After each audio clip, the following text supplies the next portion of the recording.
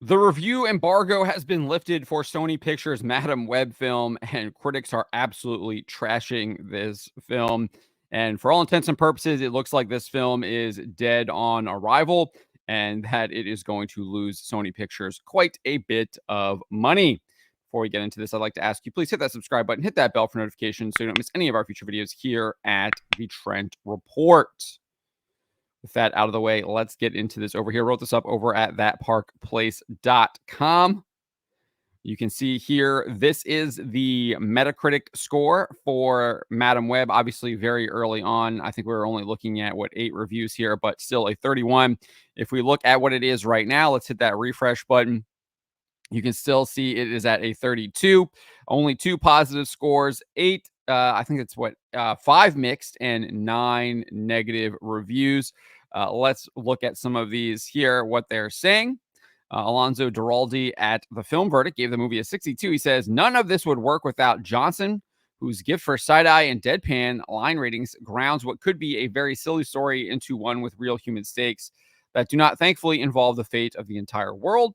So while seemingly a positive review, not much to actually praise about it other than Dakota Johnson's work. Nothing about the actual story aside from the fact that it does not involve the fate of the entire world. So even though it's a 62, it's not very positive in the little blurb there.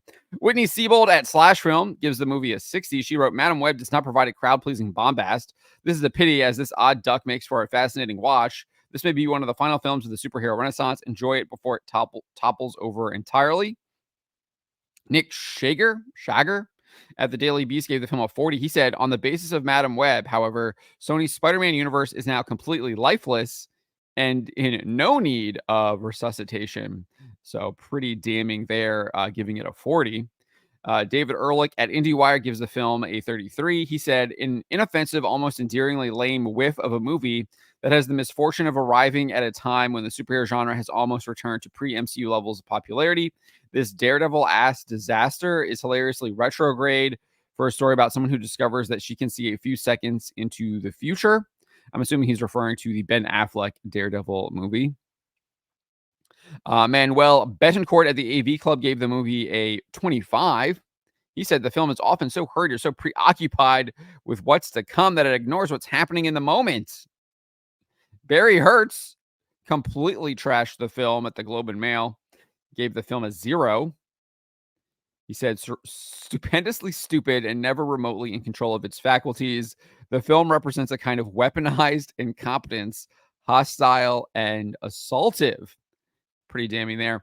IGN gave the film a 50. The outlet explained Madam Web has the makings of an interesting superhero psychological thriller, but with a script overcrowded with extraneous characters, basic archetypes, and generic dialogue.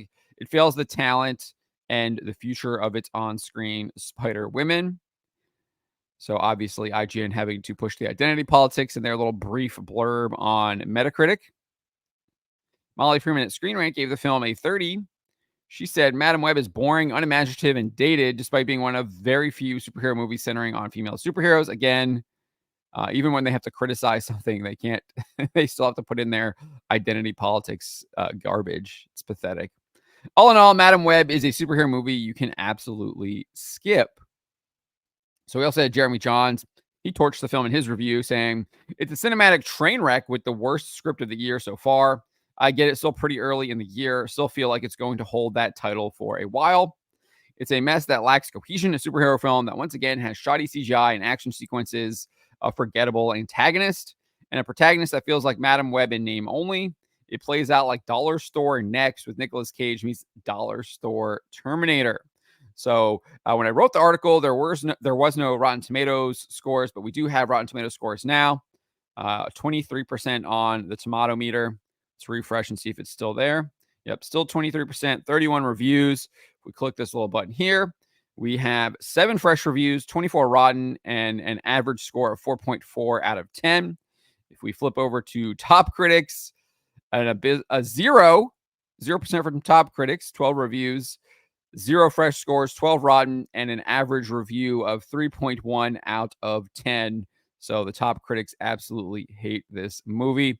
And it's not looking good. I mean, obviously, bad reviews don't determine whether or not a film will do poorly when it comes to box office returns. but it looks like that is going to be the case here as well. It's not going to have any legs, seemingly from word of mouth, because if you look at this, we go back about a month. You have Box Office Pro predicting the film would only gross between 25 million and 35 million in its opening weekend at domestic theaters. They went on to claim the film would only gross between 56 million and 101 million in its entire domestic run. To put that in perspective, that's predicted to be worse than Morbius. The Jared Leto film had an opening weekend of 39 million, and it went on to gross 73.8 million at the domestic box office in its entire run.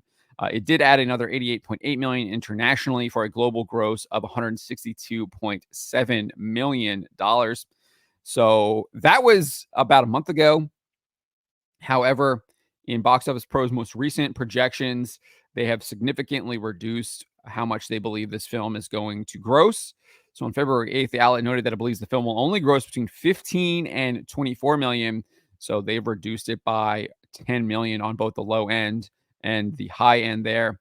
And then furthermore, they claim that its entire domestic haul will end up being between 42 million and 78 million. So that's over 10 million on the low end and over 20 million on the high end, or around 20 million on the high end.